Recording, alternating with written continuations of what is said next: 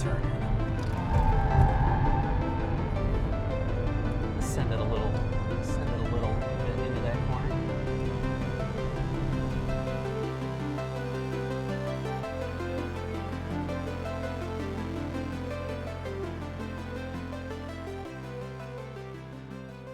Hi, my name is Serge, Hi, my name is Matt.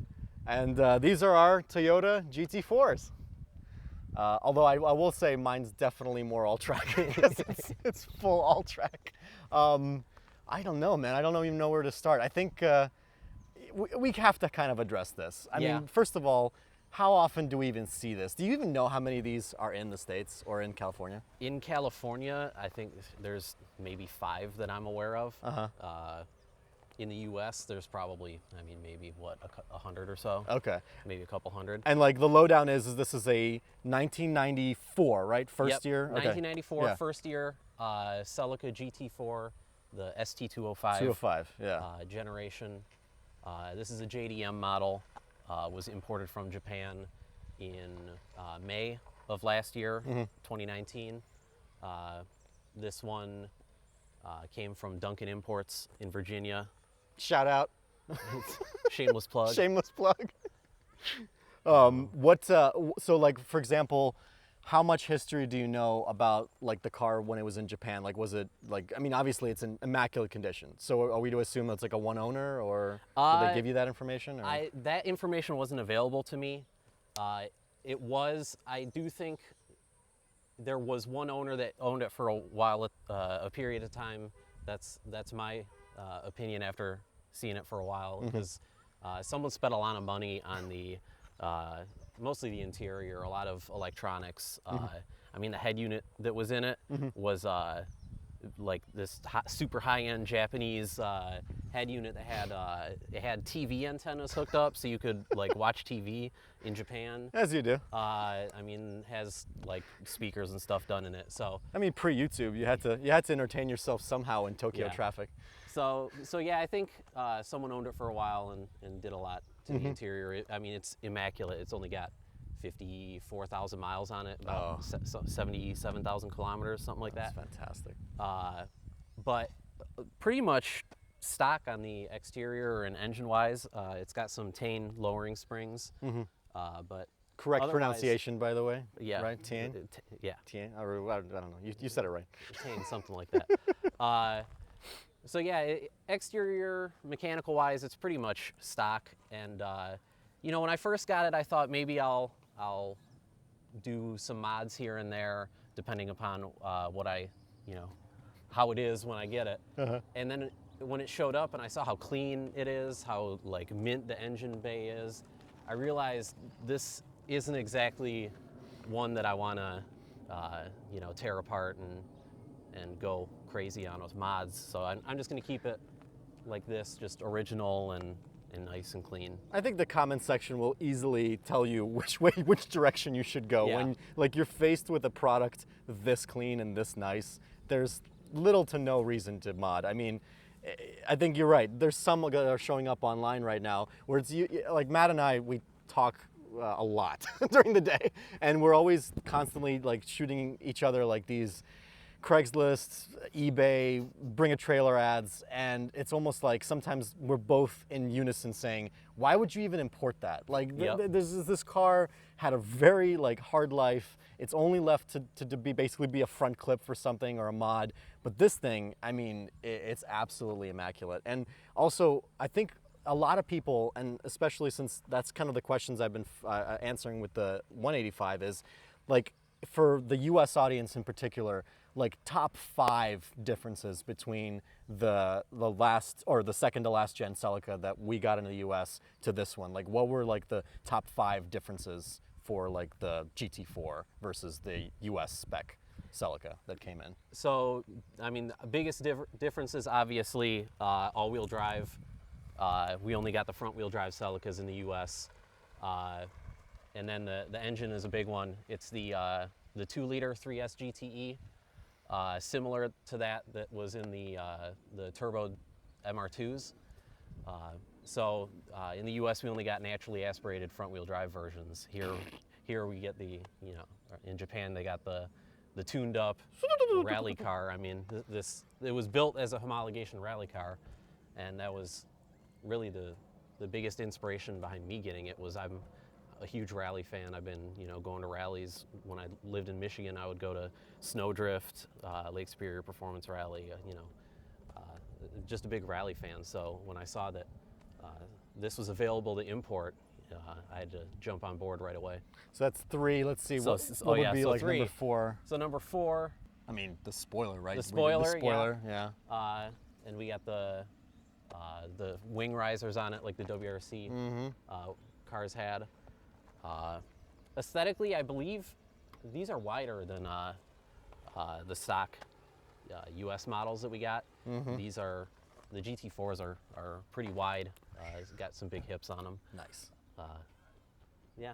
Well, I'd say that's 5 reasons to really keep an eye out and try to get one of these. I mean, in your experience, especially since it is right-hand drive, would you say that there were times when, other than drive-throughs, is it a real concern people should have about right-hand drive? No, driving right-hand drive, it just takes a little bit more concentration. The big thing is just reminding yourself that you're on the right side of the car, and that centering yourself in the lane, because normally every day I'm driving a normal left-hand drive car, so I'm used to sitting on the left side of the road, essentially. So I have to keep reminding myself sometimes when I'm driving, I'm on the right side.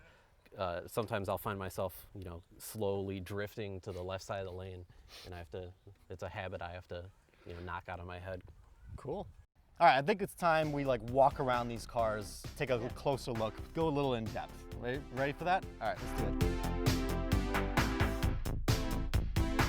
All right, so the interior, for the most part, is pretty OEM. The owner in Japan did some I guess aesthetic modifications, kind of this carbon fiber look wrap on the door panels. Shift knob and e-brake handle were replaced, but a lot of what was done was audio-wise. The head unit in it, I replaced the head unit with a US head unit, but it was a Japanese touchscreen head unit. We got these aftermarket tweeters by the mirrors. It's got a lot of speaker and audio work on it. The steering wheel that came on it was actually a aftermarket Momo wheel, but I was lucky enough to find actually Serge found it on eBay, an OEM original Japanese wheel, no airbag, as would be period with this car. The 94s didn't come with airbags in Japan. So this one was just rewrapped, just redone, so that the nice mint steering wheel to replace the aftermarket Momo wheel. But otherwise, the seats in it are period Recaros, comfortable seats, super comfortable. But otherwise, it's nice and stock in here, and I plan on just leaving it as is. I'll probably swap in. I have the original Japanese OEM radio. I'm going to swap that in, maybe undo a little bit of this audio work that was done, and just kind of keep it as stock as possible. Yeah, so gauges are all original. The big difference between the US models and the Japanese models, the Japanese models came with an additional boost gauge, not a very accurate boost gauge, but a boost gauge nonetheless. But otherwise, the gauge cluster is kind of the same as was in the USDM models. So suspension, one thing that makes this car unique over the other models is the suspension in it was designed specifically for this car for rally. It was they called it the super strut suspension, and basically, to make a complicated story short, the whole design was meant so that when you're rallying and you're going over crests and hills and bumps, when you unload the suspension, it wouldn't change the camber under, when it's in the air. So when the vehicle comes back down, your wheels are perfectly level and flat as they were when they went up. So it was kind of a complicated suspension system to accomplish that. It was actually so complicated, in fact, that when they started running these in WRC, during testing they realized that the suspension components weren't going to be reliable enough for rallying, so they switched back to a normal coilover setup for WRC. So really the GT4s have the suspension that didn't even make it onto the rally car, but that also just leads to specialty parts means specialty pricing. So when the suspension components need to be redone, they're a little pricey. But otherwise, it's stock. Just got some Tane lowering springs on it, and it's a little bit lower, but pretty much stock. Exhaust is actually stock, surprisingly. Everywhere I see online, it seems like every GT4 I see has an aftermarket exhaust. I get comments sometimes on the owner group. People are like, "I can't believe that's a stock exhaust." I never see a stock exhaust. But tires, wheels and tires. These are 17-inch Enki wheels. These actually were on the car in Japan. I can't decide. I like the look of them. Might change them to something else, but the way it fits on the car right now, I think they're here to stay.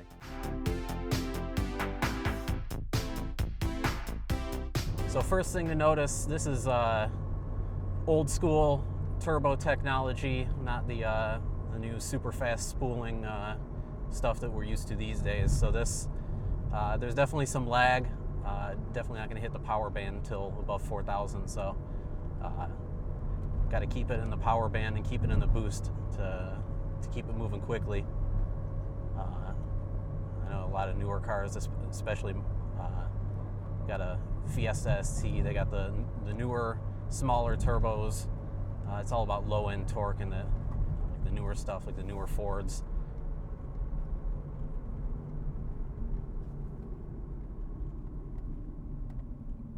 Suspension lowered on these Tane lowering springs. Car's definitely stiff.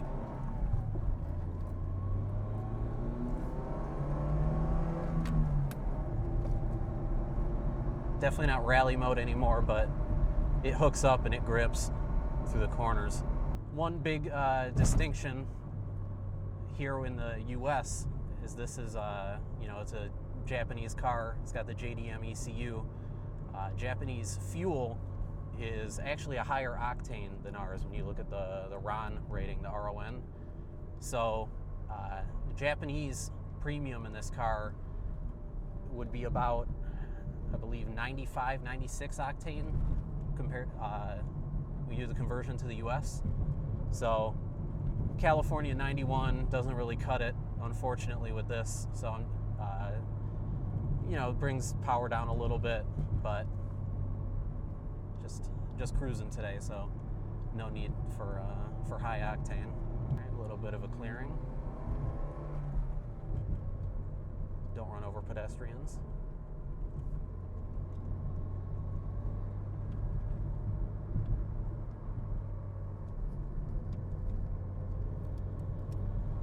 Amazing grip through the corners.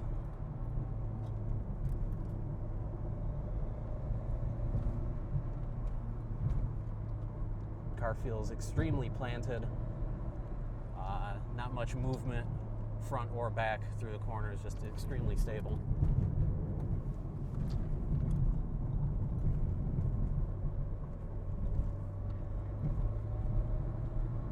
Unlike Serge's car, this one, looks more like a tarmac rally setup, more so than the stage rally look that Serge is going for. Brakes are really strong in this. This is actually the front calipers on the GT4s are specific to this car, so it does make brake jobs a little bit more difficult. The pads are actually the same as the Supra Turbo, thankfully.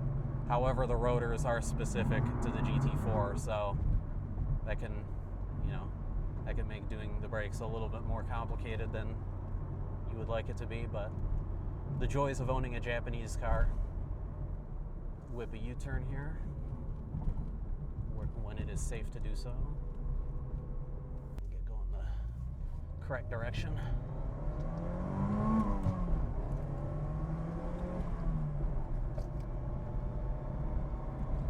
Once the boost kicks, pulls all the way to red line, pulls extremely strong. These 3S-GTE engines are extremely stout, very well known. I mean, they've been around, they're what, about 20-year life on the 3S-GTE. Made it all the way, I believe, into the early 2000s with the Caldinas in Japan. So this engine is well known, very easy to make additional power on, very reliable. And of course, we can't talk about the ST205 GT4 without, of course, bringing up the infamous cheating scandal in the WRC. This car, in its maiden season in WRC in 1995, was performing extremely well, winning a lot of rallies, being very competitive. And, you know, competitors were skeptical as to why that could be. And come to find out, Toyota had actually engineered a pretty ingenious cheat to bypass the turbo restrictor. All the cars had to run a restrictor, kind of bring the power more in line with one another, restrict the airflow in the turbo inlet. Toyota had come up with a way to hide a clamp on the hose to the inlet that would actually squeeze the restrictor when the hose was on, and it would squeeze it so tight that it would actually create a little gap behind the restrictor, and that would allow additional air in, and thus they'd make more power. And when the FIA found out what was happening, they were pretty harsh and banned Toyota from the WRC for, I believe, a season or two. So the car was very successful in WRC for its short time there, but some dubious reasons as to why it was so successful. But you know, if cheating is very prevalent in all forms of motorsport, everyone looking for any little advantage they can get. So pushing the envelope a little bit. Back to it.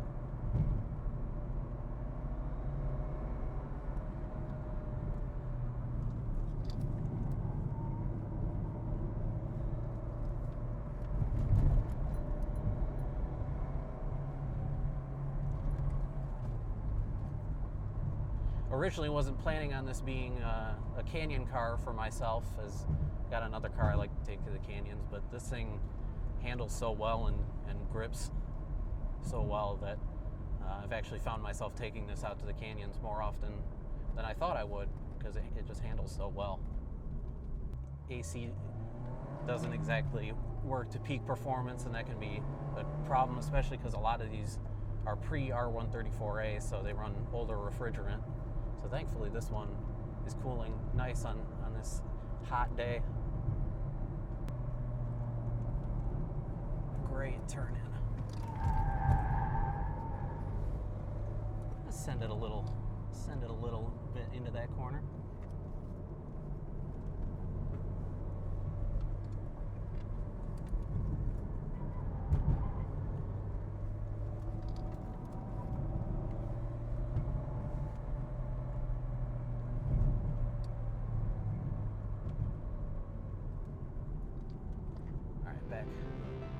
Back it down a little bit. And a big thank you to Matt for letting me review his 1994 ST205 GT4. And a big thank you to Serge for hosting the show. You're really funny, man, and I hope you can come back again and review a video with me. Best of luck to everybody out there, and hope you guys enjoy the video. Please like, comment, and subscribe. Thank you.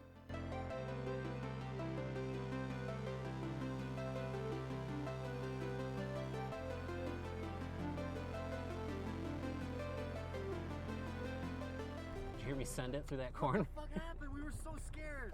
Yeah, Dude, what happened? We're like, oh fuck, did something happen? We're like hella nervous. What happened? I just sent it. No way. Like you just... No, it was just, tires were really loud, It was a little bit of understeer going into the corner because it was tighter than I thought, but it was it stuck. Oh my god! Thank God. But those tires are these tires are loud as shit.